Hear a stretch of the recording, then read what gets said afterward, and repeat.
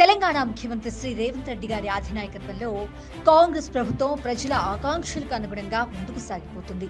మరి ముఖ్యంగా స్థిరాస్తి రంగంలో ప్రభుత్వం తీసుకుంటున్న చర్యలు అత్యద్భుతమైన ఫలితాలిస్తున్నాయి. గత 6 నెలల్లో హెచ్ఎండిఏకు వచ్చిన ఆదాయం, అనుమతుల సంఖ్య ఇందుకు నిదర్శనం. టీజీ బీపాస్ స్థానంలో కాంగ్రెస్ ప్రభుత్వం తీసుకొచ్చిన బిల్డ్ నౌ విధానం విప్లవాత్మక మార్పులు తెచ్చింది.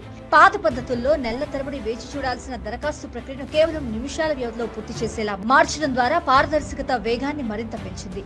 G+5 అంతస్తుల భవనానికి సంబంధించిన దరఖాస్తును కూడా నిమిషాల్లోనే పరిశీలిస్తున్నారు. ఇప్పుడు కొత్త సాఫ్ట్వేర్ ద్వారా అన్ని రకాల అనుమతుల్లోనూ వేగం పెంచుతున్నారు.